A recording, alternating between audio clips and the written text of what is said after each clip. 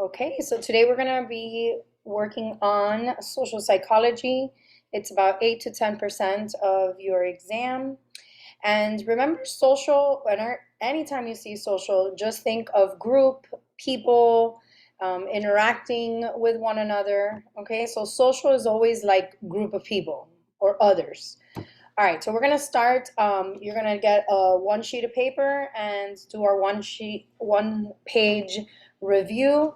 And this, a good idea is to kind of put these words here as the main topic, and then under that, the words that follow, okay, the information. All right, so we're going to start with attribution theory, and it's basically just how we explain other people's behaviors, okay, of is it due to typically, is it because of their who they are as traits as people, or is it because of the situation, right? And then essentially we have what is called like internal characteristics of people, right? We say, oh, they're behaving this way, it's because of their personality or something about them, right? Like motives or their own beliefs. It's always internal is the other person, right? And then external situational is basically that the situation has affected the person's behavior, and that's why they are acting the way they are.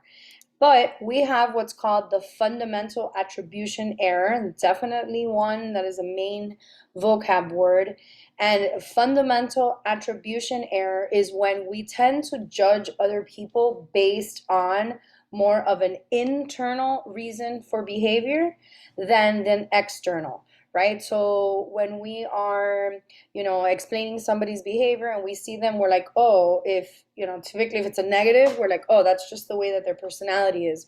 Or if they're being nice, it's because of their personality or their traits, right? Um, but for the most part, well, and then we don't take into account the situation. So many times we will blame, right, the person's behavior for their own traits, the internal reason for their behavior. Now, when it comes to us, we, when we're explaining our behavior, we will use more of the external factor or external reason for our behavior, especially the really negative behaviors that we do. We will attribute it to basically the situation, as and that has to do with our self-serving bias. And which self-serving bias is essentially that idea that we want ourselves to look good in front of others, right? Or explaining our behaviors, especially like the more negative ones.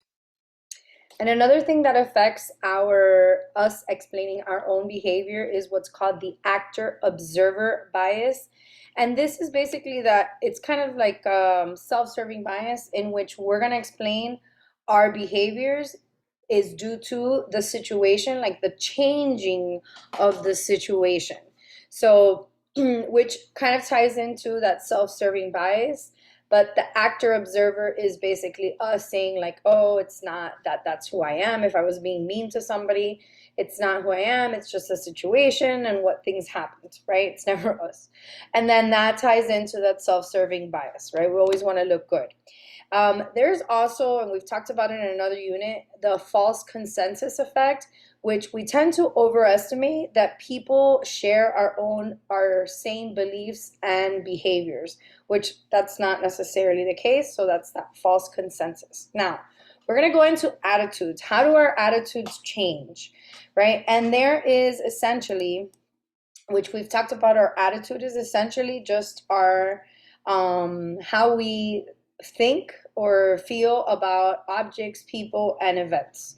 Okay, and then our attitudes can definitely be affected by different ways, and one of them is the things that causes us to act, right? So we have the foot in the door, which has to do with once, small requests, right? I ask you a small request, you say yes, and then, I got you inside the room already, and then I could ask you for more things. We've talked about, like signing up when people are like, oh, sign this, sign up for an email. And then once you sign up for the email, then it's like, oh, well, can we have a meeting? Or they send you more information, sign up, all this other stuff that requesting you to do. And then you have the door in the face, in which you're going to ask for a large request that you know they're going to say no, and then you bring it down, right? Like I recently had an experience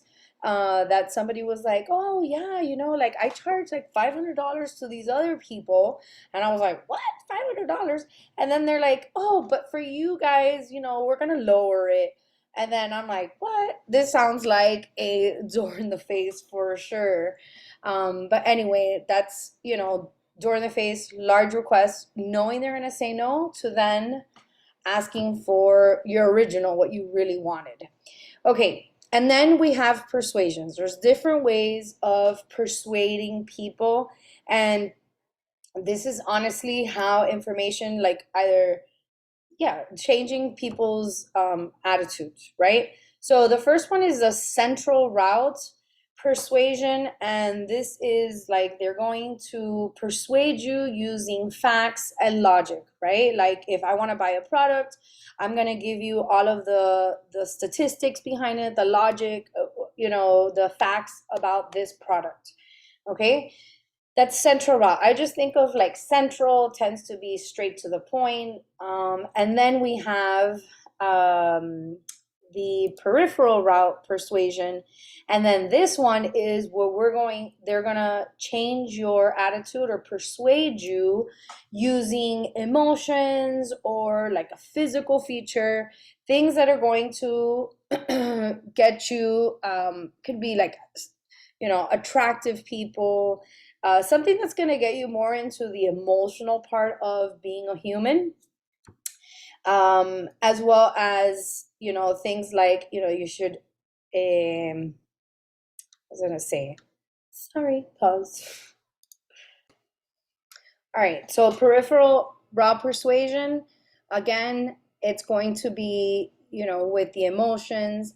Now, it's not the most effective, especially because once the emotion and the allure is gone, that's it, right? It's kind of like, well, you kind of go back to that logical sense. Then under attitude change, we have role playing. So role playing, we saw this especially in the Zimbardo prison experiment, and there's definitely three experiments, research experiments that you definitely need to know in the social psychology aspect of it, and then that ends up being the role playing is that you assume the characteristics of the role that you are playing. So, theater kids will do this, or if you have to act and you're like, hey, act like, a 5-year-old, and then you will change your behavior to fit that. What you presume is what is the behavior that that person should follow. So this was evident in the Zimbardo prison experiment, the Stanford prison experiment, in which once the the jail people, okay, sorry, the guards, there you go, I got it. The guards were put on their clothing and they were told, okay, you're going to be guards. They gave them like the whistle. Then they started changing their own behavior and their attitude, even though they weren't really these guards, right? And then the prisoners did the same thing. They also were like, hey, wait a minute, we are prisoners as well. So let's act like prisoners, right? So, and then we have cognitive dissonance, which we've talked about many times. And it's basically so dissonance is this discomfort. So very important, especially we talked about this when you have to do this in an FRQ, that you need to break it down on the steps, right? So it's your behavior, you're doing something, right? You're doing something that does not match your thoughts, right? And then it creates a discomfort. You're like, something's wrong. This is not exactly who I am. And so what that discomfort forces you, right, kind of motivates you to either change your thoughts or change your behavior. Now, it is easier to change your thoughts than your behavior.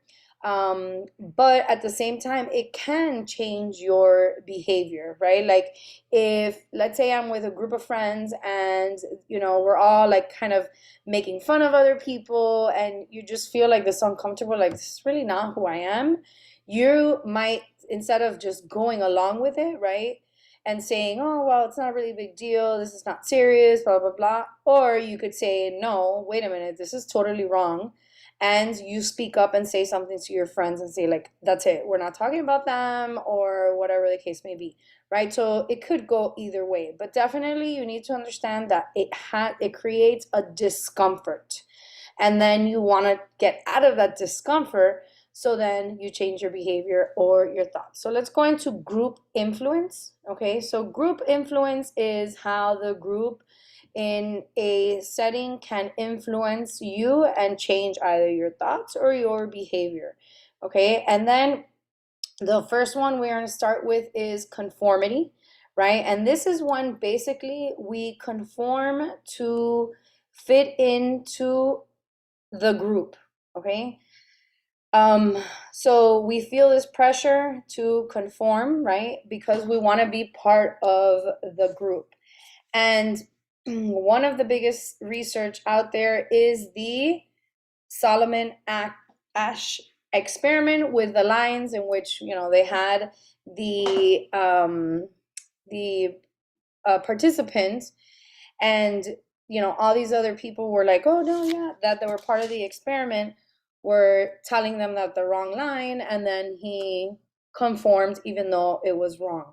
Okay, in many situations, um that has happened. We've all been in that situation, right? We kind of conform. Like if I don't want to go eat at a restaurant, but everybody in the group is like, yeah, that place is delicious, you're like, not really. And so you just end up going just to not create like waves and just go with the group, right? Even though you don't really want to.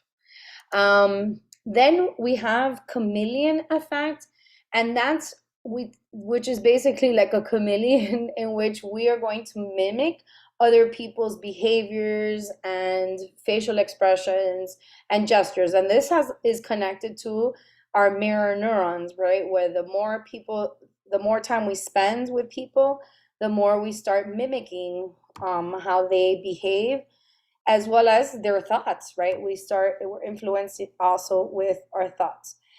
And what goes under this group influence is basically that normative social influence, right? We conform to fit into the group, and we don't want to like stick out. We want to be part of the norm, right? That's a good way to remember it.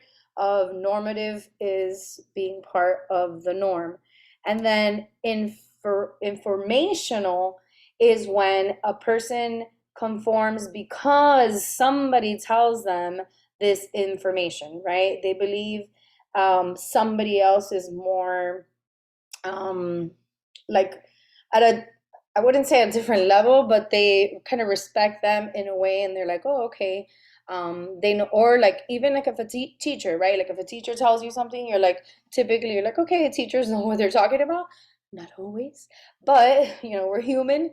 But the reality is that many times you're like, oh, okay, I respect this person, and I'm going to change my thoughts, right? I'm going to conform to this person's idea. All right. So informational is a person, and then normative is a group. Okay. And then we have obedience. Obedience, right, and is basically where we follow orders, but with an authority figure, right? So that time that I told you guys, okay, let's take off your shoes, and you're all looking around like, what? What do you mean take off your shoes? But you all did it eventually. Some of you did, right? But eventually you are going to follow those orders because of an authority figure. And then that one goes into that Milgram study, the shock study, in which they had a participant thinking that he was shocking this other person, the Confederate, and even though he was not shocking anybody. So again, totally, they were trying to test how far people would go if the like guy in the coat was telling them, right, the scientist. And And of course, this study, Milgram, is unethical. It is not, well, I mean, they've repeated it, but obviously they've fixed a couple things. But this study in particular is unethical because one, they forced people to stay, right? Even though they were like, hey, I want to leave. And then we had other eh, then they thought that they were harming or it created more of a distress. Let me go back to the Zimbardo one, which is the Stanford prison experiment. Again, another one that is unethical. And this one is, again, the people could not leave. They caused a lot of distress. And also, there had a thing with the money because there was a little bit more money than usual. Okay, so now we're going to go to group behavior, right? So this is group, how they influence us, and then group behavior is how their behavior or our behavior changes, right, within a group. And so we have what's called that social facilitation versus social inhibition. Social facilitation is when we perform better in front of other people, but typically it has to be something that we know that or that we've been practicing, so we're comfortable in that situation. But social inhibition is basically when we do poorly when we're in front of others, and typically that has to do with you are not as prepared as the other one, as in facilitation, right, or whatever you're doing. And then this is related to the Yerkes-Dodson law, arousal theory, because if we're seeking high arousal, right, we tend to do better, right? Like if we have, it's that optimal level of arousal. So if we have like just enough, then we're going to perform better, right? If we have less arousal or too much, we won't do as well, right? So social facilitation, we will perform well if we have that perfect amount of arousal, that optimal level. That, and of course, everybody's is different. So, but it's always good to just be like at that balance. If you have too much, it kicks into that social inhibition that you get anxious and nervous. You're not going to perform as well.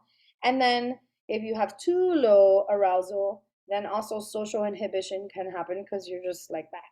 So the day of the test, you guys are going to work on your optimal level of arousal, right? Not too much, too anxious is not good, and too little is also not good because you got to sleep. Because if not, it lowers your arousal. So we have social loafing is the next one. Social loafing is when we tend to put less effort when we are working in a group than we would if we were alone. De-individuation is basically when we lose our own awareness of ourselves because we're in a group, which tends to then we tend to do more erratic behaviors than we would if we were just by ourselves. Like if you're at a party and a bunch of people are dancing, you tend to you'd go to the dance floor.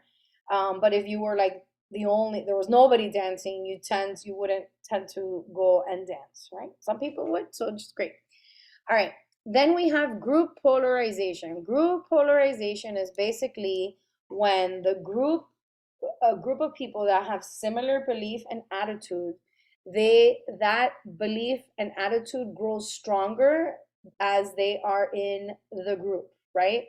So it could be a good thing or it could be a really negative thing, right? Depending on what they're trying to persuade. But definitely when there's a group of people that have similar beliefs, that belief is going to grow stronger the more people, the more they talk about it. And then groupthink is this definitely faulty in which you make a decision in a group, even though they know it's not a great idea, but you're gonna follow through because again, you don't want to like create a wave in this group. You kind of it's like a conformity thing. You want to conform to the group, and essentially, it's usually the decision is not a great one. Then we go to prejudice. So Okay, so we're going to go into prejudice. And prejudice essentially is an unjustifiable negative attitude toward a group of people and its members. Okay, and then this attitude um, is definitely going to it's in a negative way. And honestly, the what creates this prejudice is your stereotypes. And again, we know that stereotypes are created from our schemas, and it's just generalized beliefs about a group of people. So it's generalized. Prejudice is this it's a behavior towards a group of people, and then prejudice is, I'm sorry, and then stereotypes are just beliefs about that group. Okay. Then so this is going to lead to discrimination, sorry, and then that's the one that has this behavior towards the group. Okay, so prejudice is like a thought about the group, that comes from our stereotypes, and then our discrimination is our actual actions towards the group. Okay. Um, it comes from a variety of things. So social roots, it comes with like that just world hypothesis, in which people like karma, right? Like, well, if bad things happen to somebody, it's because they deserved it, right? Or because they did this. This has to do with um, that scene, the not the scene, but the activity we did with the two ladies of different perspectives. That one was a nurse, and the other one was she was cheating on her husband. And the reality is, and it's funny enough, that many of you, even if it was a nurse and she was doing the right things, you all were kind of creating these justifications of why she was killed, right? Or they were blaming her for that. And then so that's just world. Then we have our in group, right? So our in group is us. So this is people that we can identify. And then out group is like everybody else, okay? Um, and which of course creates these different biases.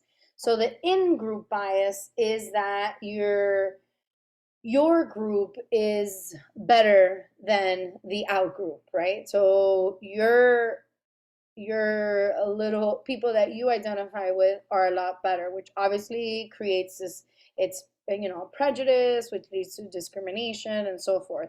And then you have the out group homogeneity bias, and then that one is that you assume everybody in that group, in the out group, is the same, right? So let's say if I don't like Cubans, I'd be like, you know what? Every Cuban is this way.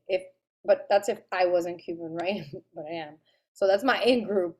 But yeah, the out group is basically, um, everybody else, and think that everybody has the same characteristics. Of course, emotional roots, it leads from fear, anger, not knowing, right? The unknown. And then cognitive, which has to do with our heuristics, right? That's kind of where we create our schemas. And then we have this James Elliott study. So the self-fulfilling prophecy. This is the one with the that you guys had to watch, the teacher that she changed basically everybody's thoughts on the kids just by the blue eyes and green eyes. And they thought that they were less than. So many times they started acting like they were less than, right? So self-fulfilling prophecy is one of those words, again, we've talked about many, many times, that this one has to do with if there's a belief, right? It could be a good or negative belief, and then you are going to fulfill that role. Okay, so for example, if I tell you, right, as a teacher, you know what, you are amazing, awesome, you're gonna get A's, you've got this, right, which I do believe all of you like can do this, right? Not so much about the A's, but you guys overcoming obstacles and getting through and being successful, right? So self-fulfilling prophecy would be like, okay, they believe that in me, then I'm going to prove that, right? Like your behavior kind of follows suit. However, if I am the teacher that tells you, you know what, you're the delinquent, you're not gonna do well, why are you even in this class, then, or you behave so bad, guess what? It's kind of this unconscious thing, are going to change your behavior to fit um that belief that somebody has told you. Okay? And self-fulfilling prophecy could be other people telling you their belief and you fitting into that, or it could also be yourself. If you tell yourself, no, I'm a total baddie, I could do this, blah, blah, blah, you tend to then change your behavior to fit that. Okay? And that's basically it with that. I am going to talk just rather quickly about aggression and conflicts, and that's it, because we've kind of already gone over all of these things. There are different types of aggression, but biologically, we've talked about the genetics, amygdala, of course, testosterone level takes an effect on that. And then we're going to go into the psychology behind it.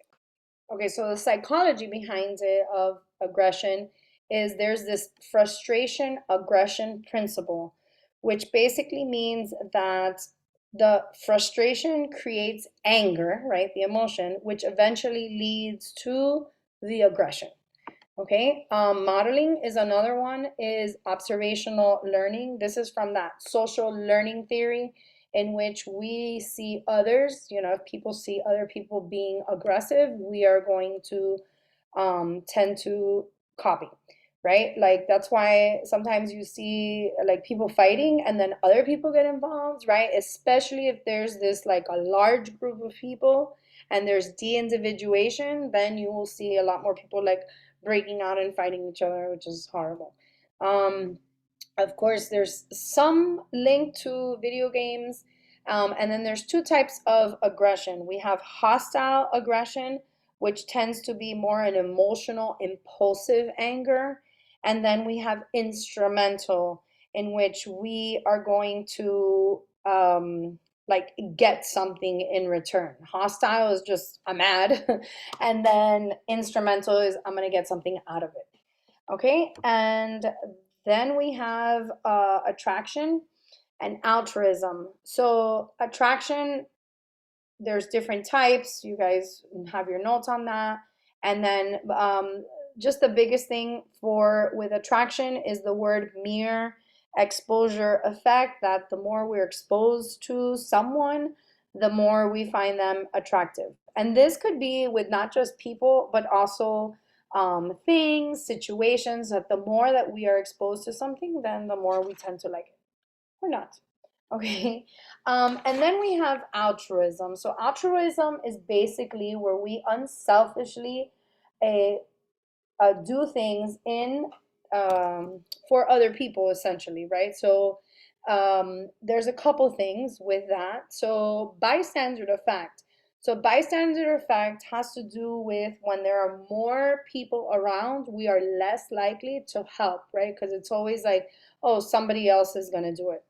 And in reality, you're the one that, it just takes one person and then everybody kind of falls into helping out, or, following suit.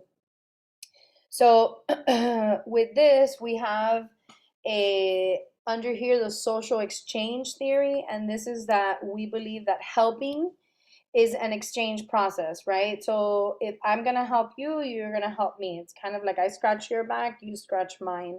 And we do things because of this, right? And then we have reciprocity norm, and that one is we give so that we can take, right? It's a reciprocal thing.